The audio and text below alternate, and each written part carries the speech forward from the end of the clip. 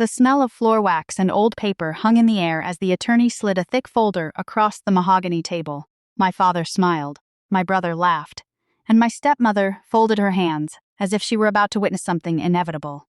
"Sign it, Colonel Harper." The room fell so quiet I could hear ice crack inside a crystal glass.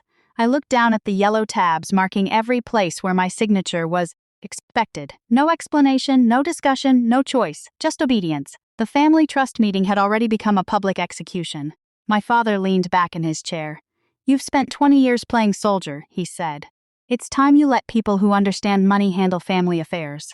A few relatives chuckled. My brother smirked. They thought they were watching me surrender. What they didn't know was that I had spent my entire adult life preparing for moments exactly like this. Not because I expected a battlefield, because I expected them. I placed my hand on the folder. My father mistook calm for weakness. That was his final mistake, but he had no idea what was about to happen. I was 11 years old the first time my father taught me what my place was. The smell of motor oil filled the garage as he handed my brother the keys to an old pickup truck. I got a cleaning rag. My brother got opportunities. I got instructions. When I earned top marks in school, my father called it luck. When my brother barely passed, my father called it leadership. The pattern never changed. At 16, I won a statewide academic competition. My father missed the ceremony. 2 weeks later, he drove 6 hours to watch my brother sit on the bench during a football game. At 19, I received an appointment to a military academy. The acceptance letter arrived in a blue envelope. I remember holding it in the kitchen while rain tapped against the windows. My father glanced at it once. "Military?" he said. "Couldn't get into something better?" That was the moment something changed. Not because his words hurt, because they stopped mattering. I stopped chasing approval, stopped explaining myself, stopped waiting for love that came with conditions. If I was going to build a life, I would build it somewhere his opinion couldn't reach. The military wasn't an escape. It was structure, purpose, distance. Years passed. Missed birthdays became normal. Holiday phone calls became shorter. Promotions went unnoticed. Commendations went unread.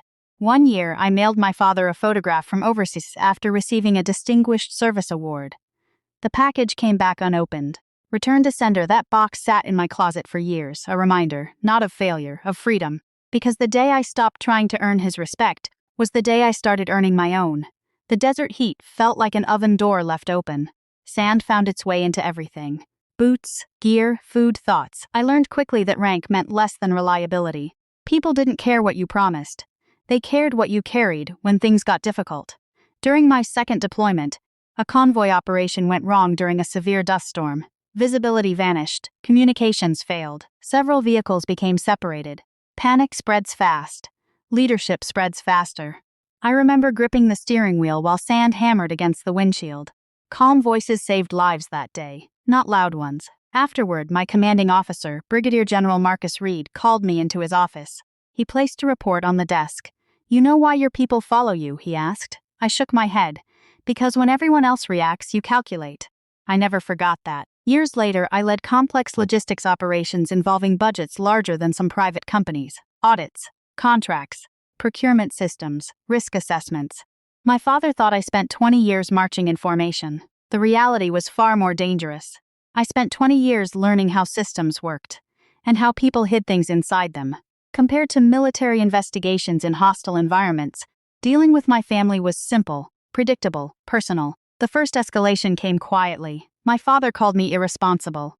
The second came publicly, at a charity banquet attended by donors, business leaders, and local officials. He introduced me as the daughter who never learned business.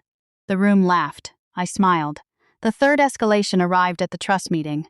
His attorneys claimed I lacked financial experience. My brother openly questioned my judgment. Relatives nodded, confident, comfortable, wrong. The fourth escalation became legal. The folder in front of me contained authority transfer documents that would give control of substantial family assets to an office managed by my father and brother. They called it protection. I called it theft with better stationery. That was when I discovered something else.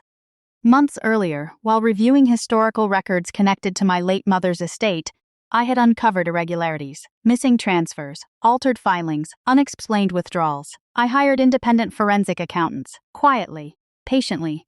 The deeper they dug, the uglier it became. Money had moved through shell entities. Trust assets had been diverted. Signatures appeared where they shouldn't. The evidence grew, folder after folder, document after document, and still I said nothing. Not because I was afraid, not because I was uncertain, because timing matters. If you have ever given everything to someone who never once stopped to ask if you were okay, hit that like button. Let's remind each other that our silence was never weakness. It was preparation. Back in the conference room, my father made his final attack. He stood, straightened his jacket, and addressed the entire room. If Harper refuses to sign, he announced, she forfeits any future claim to family assets. Confidence radiated from him. My brother grinned. The attorneys relaxed. They thought the game was over. A long pause followed. I closed the folder, looked directly at my father, and spoke 7 words. You should have read the audit first. Nothing moved, nothing. One attorney frowned.